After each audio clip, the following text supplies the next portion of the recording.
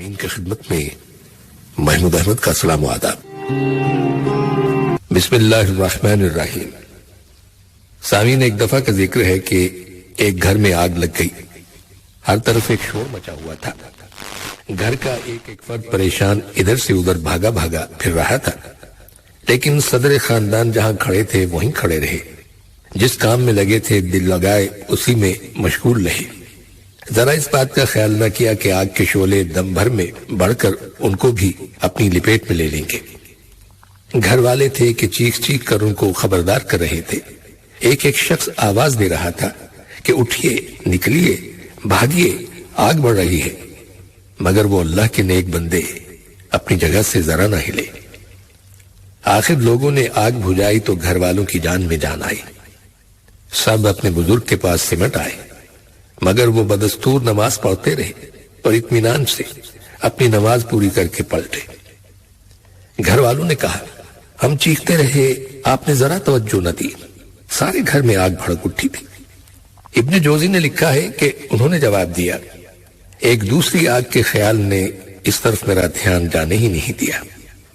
یہ تھے حضرت علی رضی اللہ تعالیٰ عنہ کے پوتے اور سیدنا حضرت حسین رضی اللہ تعالیٰ عنہ کے صاحبزادے حضرت زین العابدین رضی اللہ تعالیٰ عنہ۔ سامعین، ہم جو نماز پڑھتے ہیں تو دل کہیں ہوتا ہے، نظر کہیں، نماز کیا ہوتی ہے؟ بس فرض ٹالنے کا ایک بہانہ ہوتا ہے۔ ایک مرتبہ نبی اکرم صلی اللہ علیہ وسلم مسجد نبوی میں بیٹھے ہوئے تھے، صحابہ اکرام بھی تشریف فرما تھے۔ ایک صحابی نے ایک طرف ہو کر نماز پڑھی اور آ کر صحابہ کے ساتھ بیٹھ گئے۔ نبی اکرم صلی اللہ علیہ وسلم نے پوچھا، تم نے نماز پڑھ لی؟ انہوں نے عرض کیا، جی یا رسول اللہ۔ آپ نے فرمایا، نہیں، تم نے نماز نہیں پڑھی، جاؤ پھر نماز پڑھو۔ انہیں یہ سن کر بڑا تعجب ہوا، تعمیل حکم میں اٹھے، جا کر نماز پڑھائے۔ آ کے بیٹھے ہی تھے کہ پھر سوال ہوا، کیا تم نے نماز پڑھ لی؟ انہوں نے کہا، جی ہاں۔ تو آپ صلی اللہ علیہ وسلم نے فرمایا، نہیں، جاؤ پھر نماز پڑھو۔ جب تیسری مرتبہ واپس کرنے پر بھی انہوں نے ٹھیک طریقے سے نماز نہیں پڑھی تو آپ صلی اللہ علیہ وسلم نے انہیں نماز پڑھنے کا صحیح طریقہ سکھایا۔ صحیح طریقہ یہ ہے کہ دل جما کر ایک ایک رکن ادا کرنا چاہیے۔ ارشاد نبوی ہے کہ آدمی 60 سال تک نماز پڑھتا ہے مگر پھر بھی اس کی نماز نہیں ہوتی۔ عرض کیا گیا کہ یا رسول اللہ، ایسا کیوں ہے؟ تو آپ صلی اللہ علیہ وسلم نے فرمایا، وہ رکوع پورا کرتا ہے نہ سجدہ۔ حضرت زین العابدین رضی اللہ تعالیٰ عنہ فرماتے ہیں، ایک نماز خوف سے پڑھی جاتی ہے، یہ غلامانہ بندگی ہے کہ ڈر کے مارے نیکی کی جاتی ہے۔ ایک نماز صلے کی خاطر پڑھی جاتی ہے تاکہ جنت میں جگہ ملے، یہ تاجرانہ عبادت ہے کہ لالچ کے مارے نیکی کی جاتی ہے۔ مجھے وہ لوگ پسند ہیں جو صرف شکرانے اور تحدیث نعمت کے لیے نماز پڑھتے ہیں۔ نبی اکرم صلی اللہ علیہ وسلم نے فرمایا، نماز پڑھو تو یہ خیال رکھو کہ تم اللہ تعالیٰ کو دیکھ رہے ہو۔ عرض کیا گیا، اگر ایسا ممکن نہ ہو تو پھر کیا کیا جائے یا رسول اللہ؟ تو آپ نے ارشاد فرمایا، یہ بات ذہن میں رکھا کرو کہ اللہ تعالیٰ تم کو دیکھ رہا ہے۔ نبی اکرم صلی اللہ علیہ وسلم کا ارشاد ہے کہ چوروں میں سب سے بڑا چور وہ ہے جو نماز میں چوری کرتا ہے۔ صحابہ اکرام حیرت سے نبی اکرم صلی اللہ علیہ وسلم کی طرف دیکھنے لگے کہ نماز میں چوری بھلا کس طرح ہو سکتی ہے؟ عرض کیا گیا، یا رسول اللہ، اس ارشاد کا مطلب سمجھا دیجئے۔ تو آپ صلی اللہ علیہ وسلم نے جو کچھ فرمایا اس کا مطلب کچھ یوں تھا کہ نماز کے ارکان برابر ادا نہ کرنا نماز میں چوری کرنا ہے۔ نماز کی ایک چوری تو یہ ہے کہ بدبخت آدمی نماز ہی نہ پڑھے، یہ وہ چوری ہے جس کے لیے سخت ترین عذاب ہے۔ دوسری چوری یہ ہے کہ آدمی نماز تو پڑھے مگر بے دلی سے، جلدی جلدی رکوع اور سجدے کرنا، جلدی جلدی تسبیح پڑھنا اور تیزی سے قرأت کر لینا، یہ سب عمل نماز کی چوری میں داخل ہیں۔ حکم ہے کہ جب نماز پڑھو تو یہ سمجھو کہ تم اللہ تعالیٰ کو دیکھ رہے ہو اور اگر یہ ممکن نہ ہو تو کم از کم یہ سمجھو کہ اللہ تعالیٰ تمہیں دیکھ رہا ہے۔ جب یہ حقیقت سامنے ہو تو پھر جلدی کے کیا معنی اور فرض ٹالنے کا کیا سوال۔ نماز کا ایک ایک رکن احترام اور وقار سے ادا ہونا چاہیے۔ ہم نماز پڑھتے ہیں تو دل میں طرح طرح کے وسوسے پیدا ہوتے ہیں۔ آدمی سوچتا ہے بھلا اس نماز سے کیا فائدہ ہوگا۔ بتایا گیا کہ وسوسے تو آتے ہی رہیں گے، انہیں ایمان کی علامت سمجھو۔ ان وسوسوں کی وجہ سے نماز نہیں چھوٹنی چاہیے۔ یہی کیا کم شکر کی بات ہے کہ ہمارے اعضاء تو رکوع و سجود میں لگے رہتے ہیں، زبان تو آیات الہی کی تلاوت کرتی ہے۔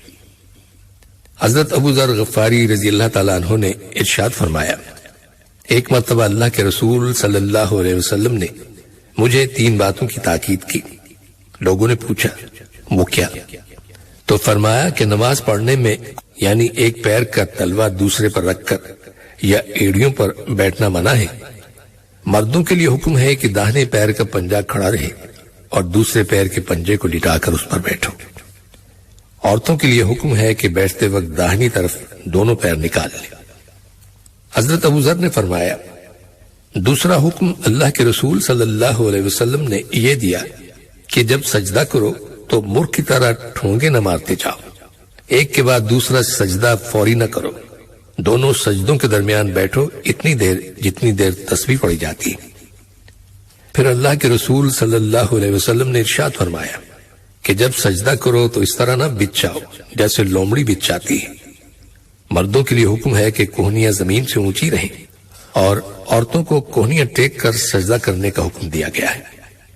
فرض اور سنتیں پڑھ لینے کے بعد جب نفلیں پڑھنے کا وقت آتا ہے تو عام طور پر لوگ نفلیں بیٹھ کر پڑھتے ہیں۔ اس کی اجازت تو ہے، لیکن بہتر ہے کہ نفلیں بھی کھڑے ہو کر ہی پڑھی جائیں۔ ایک مرتبہ ام المومنین حضرت عائشہ رضی اللہ تعالیٰ عنہ سے پوچھا گیا کہ کیا نبی اکرم صلی اللہ علیہ وسلم بیٹھ کر نفلیں پڑھا کرتے تھے؟ تو ام المومنین حضرت عائشہ رضی اللہ تعالیٰ عنہ نے فرمایا، ہاں، مگر جب آپ کی عمر زیادہ ہو گئی اور کمزوری بڑھ گئی تو اس وقت آپ بیٹھ کر نفلیں پڑھنے لگے۔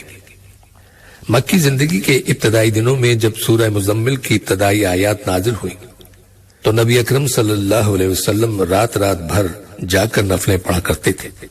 نفلوں کی کثرت سے آپ کے پاؤں سوج جاتے تھے، لیکن آپ صلی اللہ علیہ وسلم کھڑے رہ کر ہی نماز پڑھتے تھے۔ آپ کی یہ حالت دیکھ کر صحابہ اکرام دبی زبان میں عرض کرتے کہ آپ اتنی ریاضت نہ کریں تو ارشاد ہوتا، کیا میں اپنے رب کا شکر گزار بندہ نہ بنوں؟ نفل نمازیں شکر گزاری کی علامت ہیں، اس لیے بلا عذر بیٹھ کر نفلیں پڑھنا مناسب نہیں ہے۔ سامعین، ظہر کی نماز سے پہلے نبی اکرم صلی اللہ علیہ وسلم مسجد نبوی کے ممبر پر تشریف فرما ہو گئے۔ حضرت فضل بن عباس رضی اللہ تعالیٰ عنہ آپ کے چچا زاد بھائی آپ کے ساتھ تھے۔ نبی اکرم صلی اللہ علیہ وسلم کی طبیعت بہت خراب تھی۔ یہ ربیع الاول سن 11 ہجری کے دن تھے۔ اب کچھ ہی دن رہ گئے تھے کہ آپ دنیا سے پردہ فرمانے والے تھے۔ شدت بخار ہی میں آپ ممبر پر تشریف فرما ہو گئے۔ پھر حضرت فضل کو حکم دیا کہ الصلاۃ جامعہ کا نعرہ لگوائیں، مطلب یہ کہ مسلمان نماز کے لیے جمع ہو جائیں۔ جب مدینہ کی گلیوں میں یہ نعرہ لگتا تو صحابہ کرام سمجھ جاتے کہ کوئی ضروری بات ہے جس کا اعلان کرنے کے لیے اللہ کے رسول نے مسلمانوں کو جمع ہونے کا حکم دیا ہے۔ چنانچہ صحابہ اکرام جوق در جوق جمع ہو جاتے۔ اس موقع پر بھی جب صحابہ اکرام بڑی تعداد میں جمع ہو گئے تو اللہ کے رسول نے ان کے آگے خطبہ دیا۔ خطبہ کیا تھا؟ ایسی باتیں تھیں کہ صحابہ اکرام کے دل بھر آئے۔ حضرت فضل بن عباس رضی اللہ تعالیٰ عنہ کا کہنا ہے کہ آپ کے سر میں سخت درد تھا۔ ایک زرد پٹی میں نے آپ کے سر پر کس کے باندھ دی تھی۔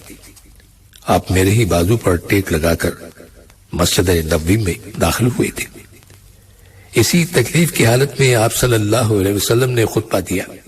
پہلے تو اللہ تعالیٰ کی حمد و ثنا کی، پھر فرمایا، میرا تم لوگوں سے رخصت ہونے کا وقت قریب آ پہنچا ہے، اس لیے میں چاہتا ہوں کہ تم لوگوں سے کہوں کہ جسے مجھ سے کسی بات کا بدلہ لینا ہو تو وہ لے لے۔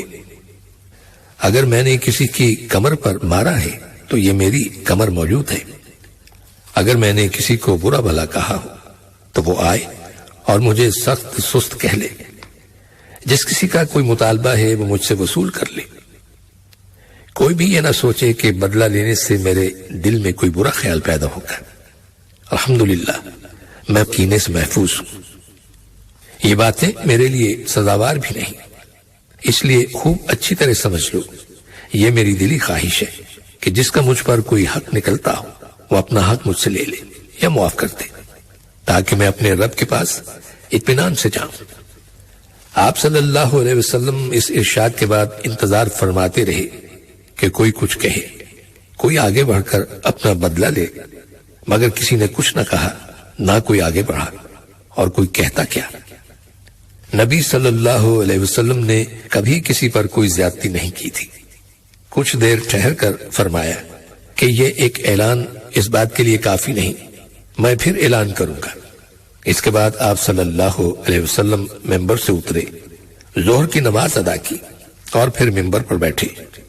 ارشاد فرمایا، تم میں سے کوئی بدلہ لینے سے ذرا نہ جھجکے، کوئی ایسا ہے جسے مجھے کچھ دینا ہے تو وہ بھی دے دے۔ ارشاد ربانی ہے کہ اے ایمان والو، مضبوطی سے انصاف پر قائم رہو۔ اللہ کے رسول صلی اللہ علیہ وسلم اسی عدل و انصاف کا مظاہرہ فرما رہے تھے۔ مورخین اور محدثین متفق ہیں اس بات پر کہ آپ صلی اللہ علیہ وسلم نے اپنی ذات کے لیے کبھی کسی سے بدلہ نہیں لیا، لیکن پھر بھی ارشاد نبوی تھا کہ مجھ سے بدلہ لے لو۔ سامعین، عبادات کے ساتھ ساتھ معاملات کی بڑی اہمیت ہے، یعنی لوگوں کے حقوق کی۔ کوئی کسی کو پیٹے، برا بھلا کہے، تانا دے، کسی کو نقصان پہنچائے تو وہ شخص جس پر زیادتی کی گئی ہو وہی معاف کر سکتا ہے، اللہ ایسے قصوروں کو معاف نہیں کرتا۔ بیت اللہ کے حج کے بعد عبادات کی خطائیں تو معاف ہو جاتی ہیں، لیکن اللہ کے بندوں کو کسی نے ستایا، نقصان پہنچایا، کم تول کے دیا، عیبدار چیز بیچی، غیبت کی، چغلی کھائی، بدنام کیا یا دل دکھایا تو یہ ظلم معاف نہ ہوں گے، پرسش ہوگی اور بہت سخت پرسش۔ اس دنیا میں بھی بدلہ ملے گا اور اس دنیا میں بھی۔ یہ پرسش حکمرانوں کے لیے بہت ہی سخت ہوگی۔ عہدہ داران مملکت جو ظالم اور جابر حکمرانوں کے اعلی کار بنتے ہیں اور اپنے اپنے علاقوں میں اللہ کے بندوں کو ان کے بنیادی حقوق سے محروم کر دیتے ہیں تاکہ حکمران وقت کی خوشنودی حاصل کریں، ان کا حشر اور بھی برا ہوگا۔ جو حاکم اپنی ذات سے محبت رکھتا ہو وہ کبھی قانون کی حفاظت نہیں کر سکتا۔ دنیا کو پہلا تحریری دستور دینے والے مدینے کے تاجدار کا اسوہ حسنہ کچھ اور ہی ہے۔ جس ذات اقدس نے مدینے کی شہری مملکت کو 10 لاکھ مربع میل تک وسیع کر دیا، اس نے عوام سے اپنے آپ کو کبھی الگ نہیں رکھا۔ صرف وہی سیاستدان اپنے ذاتی کردار کے بارے میں عوامی محاسبے کا کھلا اعلان کر سکتا ہے جو عادل اور بے لوث ہو۔ اسلام میں اقتدار امانت ہے، یہاں حکمرانی جواب دہی کا دوسرا نام ہے۔ اور اس کے ساتھ ہی ہمارے آج کے پروگرام کا وقت بھی اب ختم ہوتا ہے، اس دعا کے ساتھ کہ اللہ تعالی ہم سب کو صراط مستقیم پر چلنے کی توفیق عطا فرمائے، آمین۔